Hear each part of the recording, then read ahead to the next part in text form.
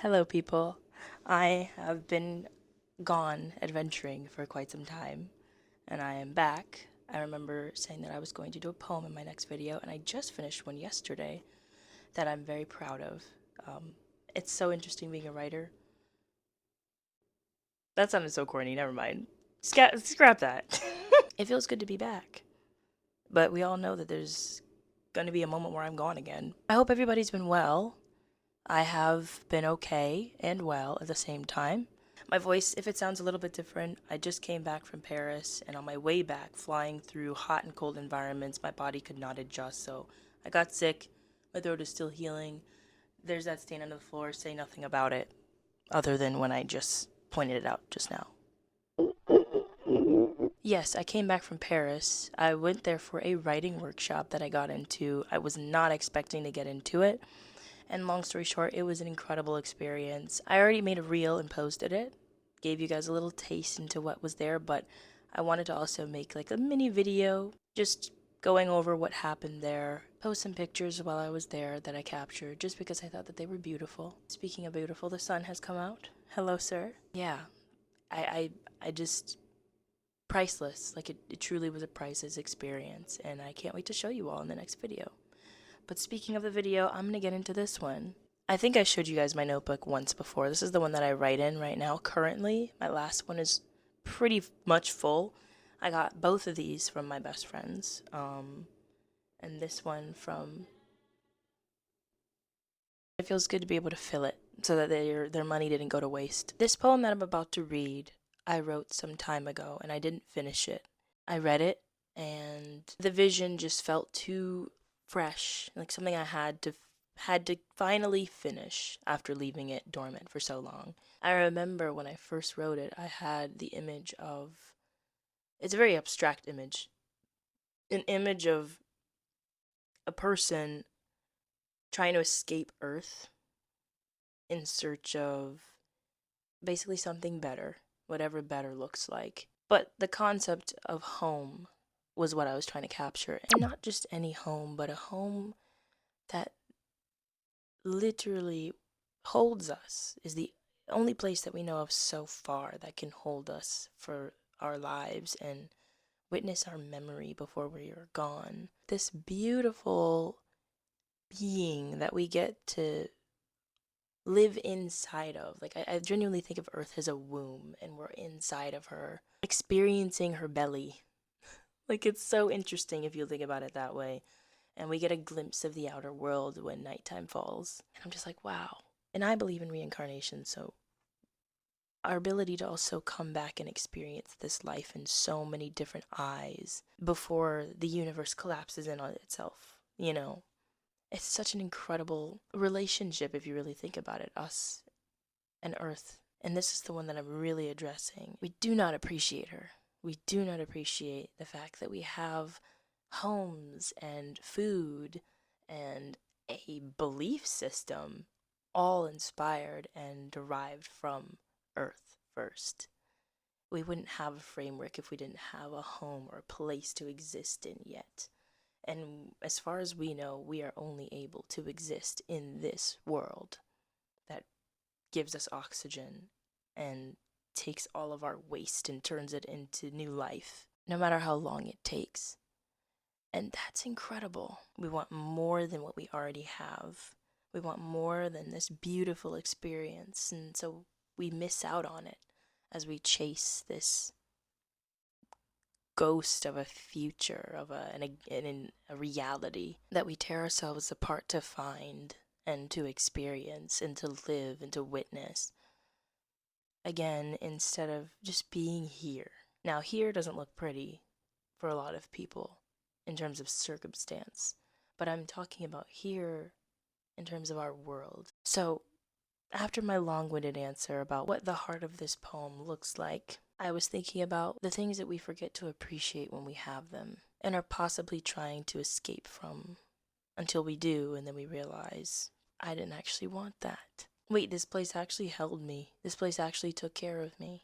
I want to go back. I don't like this. And that can be interpreted in a way where people think I'm saying, okay, well, should you not venture out then because you're afraid of what's out there? I understand. That's not what I'm trying to say. To clear this part up, it's important not to keep yourself bound to a place when you know it's not serving you anymore, thus keeping you from venturing out. It's absolutely important to venture out when you know you need growth.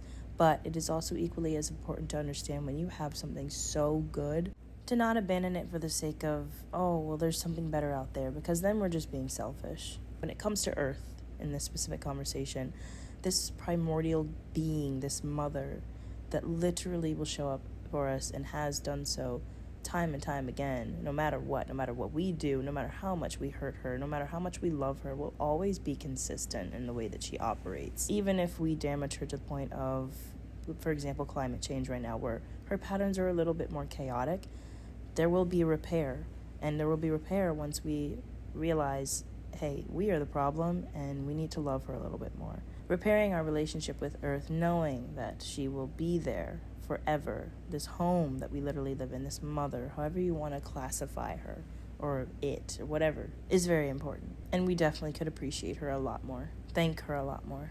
I want to keep this specific to Earth and the theme of not appreciating what you have until you leave or until it's gone, and then you want it again. And then you realize how much it was healing you and helping you and loving you, whatever that is. So, this poem is called Tethered, and this is how it goes. This pregnant world catches your eyes, wandering past her flesh you penetrate to escape the demons you find outside. In their arms, you cry for hers. Into the void of self, you fought to find what her children felt from the beginning. They look no further than her flesh and feel a home. They look upon one another and aren't alone, while you and your kind forget you are tethered to the same womb that loves you alike and fully, aware you shall someday go, but not like this. Not before the lights go out and the void arrives. Should you disown your place amidst magic, you'll miss the stars on your way. Your pregnant eyes, pleading through desperate strain, catch her patience about your pain. Merciful, you murmur, shaken. How could thee forgive me? Silence arrests your ego, and the world calls you to bed in her arms. Outside goes quiet, and like a child seeking warmth, you lay down and take a first breath. Like I said before, this is one of my favorite poems that I've ever written. It is very intuitive, so it may be a little bit hard to decipher, but I hope that one of you or a few of you will be able to tell me what you think about it. Tell me what your interpretation of it sounded like or felt like, and if it connected with you a little bit. Please tell me that. I love these things, and I want to hear from you. It really means a lot to me. But also don't feel pressured. Don't feel pressured. Okay? It is kind of a run-on poem, that it's intentional. Like a few breath spaces here and there, but for the most part, it's like someone's trying to not lecture you, but really let you know, like, hey, this is what happens if you leave this place that has given you everything and will give you everything, even after you die. It will take care of your body. So come home, and if you feel a little bit disillusioned from being here, come back and let her help you try again, instead of leaving and never getting the chance to see who you could become in this place that will hold every inch of you, mind, body, and soul. Give yourself that chance. There's so many themes here. I'm getting a little bit like all over the place, but there's so much you could get from this. I'm saying this about my own work, but again, I love this poem. I do. I especially like the stanza where I mentioned they look no further than her flesh and feel a home. Speaking about Earth's children, and her children being other animals, other creatures that live here, because we're not the only ones here, and sometimes, a lot of the time, we forget. Sorry, this gnat is really flying around. There will be people who have conversations about how humans, we have more intelligence, which is why we have the ability to go traverse different worlds and build all the things that we do, and that's amazing, that's incredible, and we should never stop creating. But we get ahead of ourselves a lot of the time, and you see what our actions collectively are doing to our Earth. She's hurting, she's burning, she is evaporating in front of our eyes. People look at activists today, especially if you're part of a corporation, if you have the mindset to extract from Earth and extract from people, that you look upon activists and you're just like, ugh, like, again, here we go. Like, you guys, progress. This is progress.